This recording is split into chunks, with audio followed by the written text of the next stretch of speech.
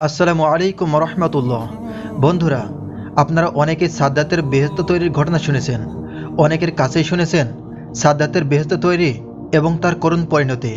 সুপ্রিয় দর্শক, আমাদের সকলে জানা সেই ইতিহাসই আজ আপনাদের সামনে তুলে ধরতে যাচ্ছি সম্পূর্ণ নতুন আঙ্গিকে। আশা করছি শেষ পর্যন্ত থাকবেন আমাদের সাথে। হযরত হুদ আলাইহিস সালামের আমলে সাদ্দাত নামের একজন অতি পরাক্রমশালী মহারাজা ছিল। আল্লাহর হুকুমে হযরত হুদ আলাইহিস সালাম তার কাছে ইসলামের দাওয়াত পেশ করেন এবং দাওয়াত গ্রহণ করলে আখিরাতে বেহেশতে লাভ, অন্যথায় দোজকে যাওয়া অবধারিত বলে জানান। সাদ্দাত হযরত হুদ আলাইহিস সালামের কাছে বেহেশত এবং দোজকের বিস্তারিত বিবরণ জানাতে চাইলে তিনি জানান, সাদ্দাত তাকে বলে, তোমার আল্লাহর বেহেশত আমার প্রয়োজন নেই।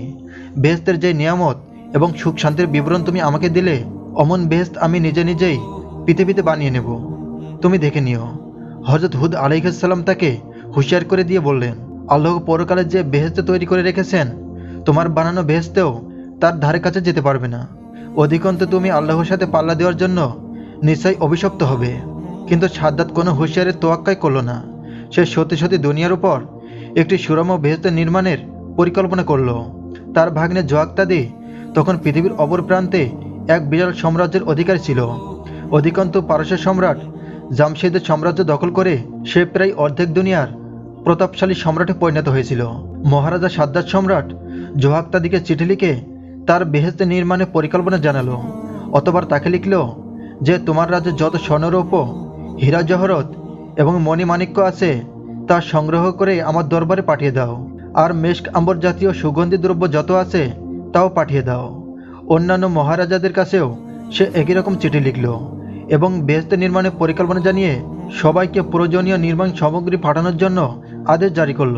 পৃথিবীর সকল অঞ্চলের অনুগত রাজা বাচ্চারা তার নির্দেশ অক্ষরে অক্ষরে পালন করল। এবার বেহেশতের স্থান নির্বাচনের পালা। বেহেশত নির্মাণের উপযুক্ত স্থান খুঁজে বের করার জন্য সাদ্দাত বহু সংখ্যক সরকারি কর্মচারীকে নিয়োগ করল। অবশেষে ইয়েমেনের একটি শস্যশ্যামল অঞ্চলে প্রায় 140 বর্গমাইল এলাকায় একটি জায়গা নির্বাচন করা হলো। বেহেশত নির্মাণের জন্য নির্মাণ সামগ্রী ছাড়াও বিভিন্ন দেশ থেকে বাছাই করা দক্ষ মিস্ত্রি আনা হলো। প্রায় 3000 সুদক্ষ কারিগরকে বেহেশত নির্মাণের জন্য নিয়োগ করা হলো। নির্মাণ কাজ শুরু হয়ে গেলে সাদ্দাত তার অধীনস্থ প্রজাদের জানিয়ে দিল যে কারো নিকট কোনো সোনারূপা থাকলে তা যেন তা গোপন না করে এবং অবিলম্বে তার রাজদরবারে পাঠিয়ে দেয়। এ ব্যাপারে তল্লাশি চালানোর জন্য হাজার হাজার কর্মচারী নিয়োগ করা হলো। এই কর্মচারীরা কারো কাছে এক কোনা পরিমাণ সোনারূপা পেলেও তা কেড়ে নিতে লাগলো। এক বিধবার শিশু মেয়ের কাছে 4 আনা পরিমাণ রূপার গহনা পেয়ে তাও তারা কেড়ে নিল। মেয়েটি কেঁদে গড়াগড়ি দিতে লাগলো।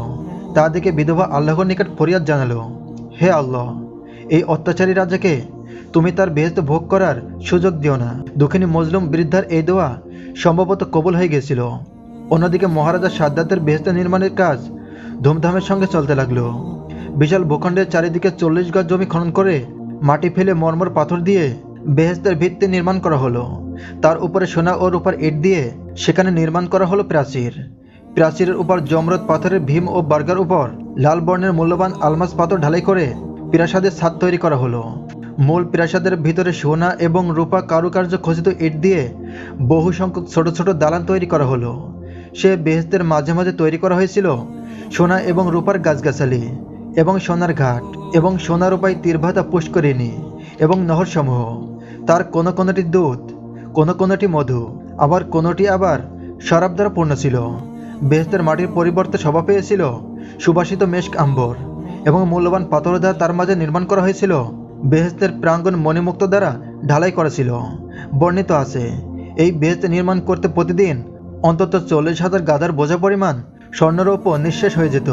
এভাবে একাধারে 300 বছর ধরে নির্মাণ কাজ সম্পন্ন হয়। এরপর সেসব কারিগর সাদ্দাতকে জানালো যে বেহেশত নির্মাণের কাজ শেষ হয়েছে। সেই সময় সাদ্দাত খুশি হয়ে আদেশ দিল, এবার রাজ্যের সকল সুন্দর যুবক যুবতী এবং বালক বালিকাকে বেহেশতে এনে জড়ো করা হোক। তার সেই নির্দেশ যথাযথ পালিত হলো। অবশেষে একদিন সাদ্দাত সপরিবারে বেহেশতের অভিমুখে রওনা হলো। তার অসংখ্য লোকলস্কর বেহেশতের প্রান্তরে তাকে অভিবাদন জানালো।